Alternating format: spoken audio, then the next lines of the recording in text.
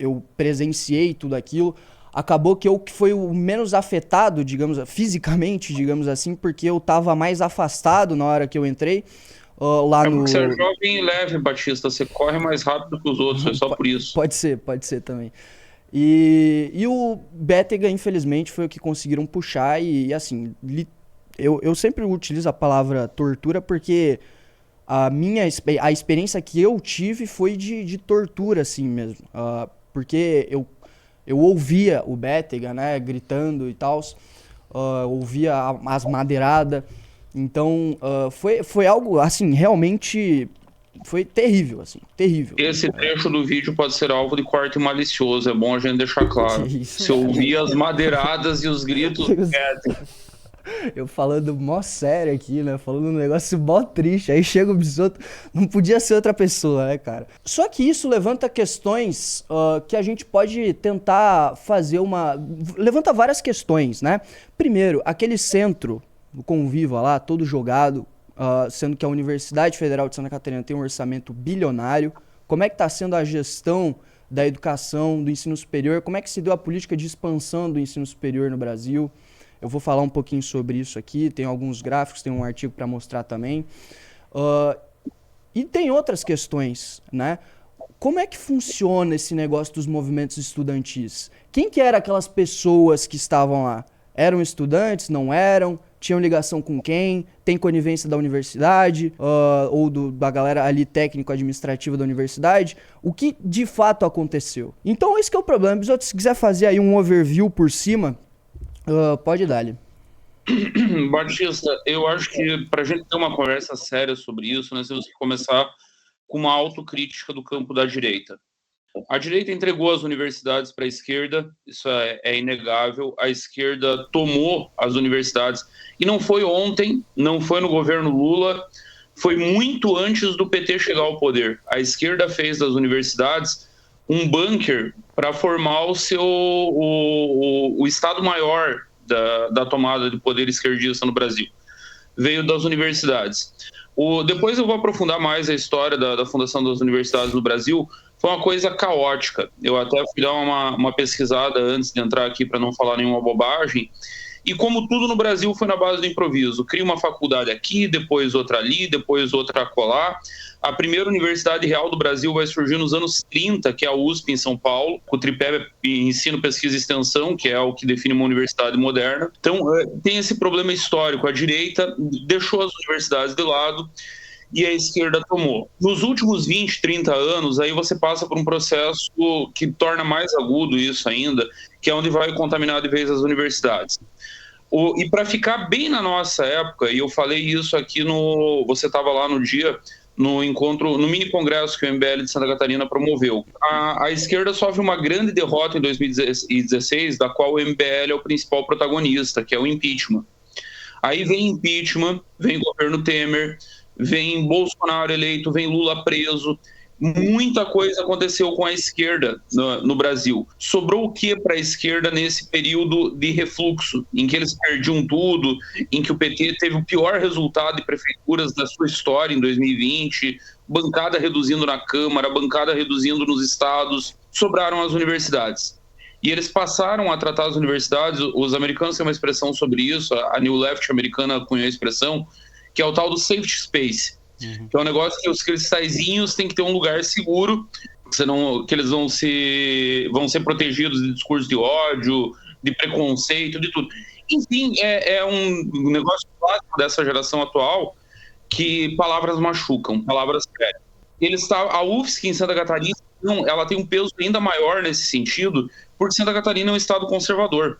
A última eleição que o PT ganhou aqui foi a eleição presidencial de 2002. Desde 2006 o PT perde todas, e não perde por pouco. O Aécio já fez 70% em 2006, Alckmin, Serra repete em 2010, Alckmin em 14, Bolsonaro em 18.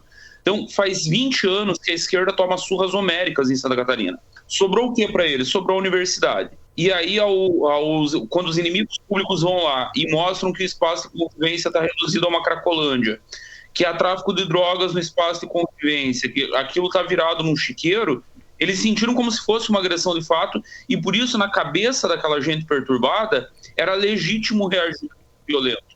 É uma gente claramente perturbada. Eles Orlando sentem Lima como fez se a uma gente estivesse invadindo a propriedade deles, né? Exato.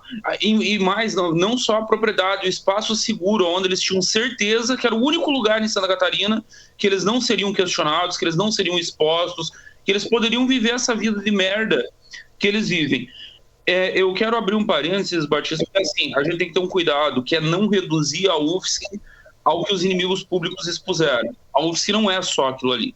Há o tripé, há pesquisa, ensino e extensão funcionando dentro da UFSC, e também há muita coisa para a gente questionar. Por exemplo, o orçamento bilionário e o resultado que entrega. Mas o HU da UFSC funciona, o colégio de aplicação, a despeito de greves e de ter sido o último a voltar depois da pandemia, de ter uma série de problemas, também funciona, e tem pesquisa de qualidade. Então também é só para ter o cuidado de daqui a pouco, esses moleques do MBL nem sabem o que é a UFSC, o que ela faz, e ficam falando merda. A UFSC é muito maior do que o que foi exposto, mas o que foi exposto é suficientemente grave. E aí eu falava isso para minha esposa ontem, que ela me dizia exatamente isso: não dá para reduzir a UFSC àquela nojeira. E eu respondi a ela: não dá, mas também não dá para ignorar que aquela nojeira está elegendo o reitor, que aquela nojeira está na gestão da universidade, que aquela nojeira tem uma agressão gravíssima dentro do campus. O Bétega sai de lá desacordado, foi violentamente agredido, um espancamento com cores estritamente políticas, como há muito eu não via, e a reitoria me emite uma nota falando em suposta agressão, com imagens, com BO, com ida ao hospital. Não é como se o Bétega tivesse saído... Vocês filmaram a agressão. Então, aí sim dá para a gente começar a questionar o UFSC em conjunto, porque a gestão se torna cúmplice de marginais. A gestão fez questão de colocar a assinatura dela lá, a reitoria colocou a assinatura dela. Eles compactuam com marginais, eles passam planos para marginais agressores, para a turma que coordena a boca de fumo do espaço de convivência. Eu queria falar um pouquinho sobre, justamente você estava falando ali sobre o tripé da universidade, e sobre a política de expansão do ensino superior no Brasil e no mundo, né? Porque lá em 1900, a gente tinha coisa de 500 mil estudantes no ensino superior ao redor do mundo. Hoje é coisa de 389 milhões, algo assim, 385 milhões, se eu não me engano. E como é que se deu essa política de expansão, né? Tem um autor que se chama Martin Troll. Ele, se eu não me engano, é pesquisador de Stanford, algo assim. E ele separa a política de expansão, a expansão do ensino superior no mundo em 3 estágios. O primeiro é o estágio da elite, onde menos 15% ou menos da população está dentro do ensino superior. O segundo é o de massas, que vai de 16% a 50%. E o terceiro é a universalização do ensino superior. O Brasil, ele chegou na massificação do ensino superior em meados de 2010, tá? Meados de 2010. Acontece que o modelo que adotaram para a expansão do ensino superior no Brasil, principalmente nos governos petistas, foi algo que foi na contramão de tudo que deu certo ao redor do mundo. E não só no Brasil, mas na América Latina como um todo. Porque se você for ver na Europa, na Ásia, nos Estados Unidos, sempre quando teve essa demanda de massificação das universidades, do ensino superior, o que eles faziam? Eles faziam uma diferenciação entre universidades e ensino técnico. Na Europa, né, na Alemanha, por exemplo, eles começam a fazer essa diferenciação com o estudante quando ele já tem 10 anos. Agora, no Brasil, não. A gente aumentou muito a entrada, né? A gente, basicamente, o governo começou a gastar um monte, não só no sistema federal, para aumentar o sistema de universidades federal, criou também os institutos federais, né?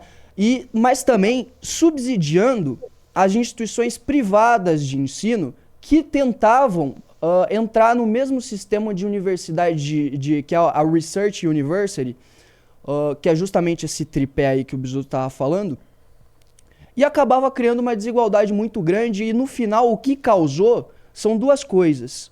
Uma evasão muito grande, tinha muita gente entrando no ensino superior, só que elas não terminavam, e as pessoas que terminavam, a grande maior parte delas só tinha um diploma, não estava educado. A maior prova disso é que se você for ver o índice de capital humano brasileiro, capital humano é justamente o quão educado é o trabalhador brasileiro, é um índice muito baixo, é baixíssimo. E isso é ridículo. Isso é ridículo porque o Brasil gasta mais em educação do que 89% dos países. A gente gasta mais do que a média da OCDE, a gente gasta mais do que os nossos pares estruturais, ou seja, os países que têm uma estrutura produtiva parecida com o Brasil, e os nossos pares aqui da América Latina também. A gente gasta mais do que praticamente todos eles, e a gente tem um resultado pior do que praticamente todos eles. A gente gasta mais em educação do que a Coreia do Sul, quando estava no milagre coreano. Esse é o nível do Brasil. E a gente não conseguiu aumentar capital humano. E um dos grandes motivos pelo qual isso aconteceu é justamente por essa questão de aumentar a entrada simplesmente subsidiando diploma. É isso que a gente fez. A gente subsidiou pessoas para conseguir diploma e não para aumentar, para acumular capital humano, para acumular conhecimento e se tornar uma pessoa mais produtiva.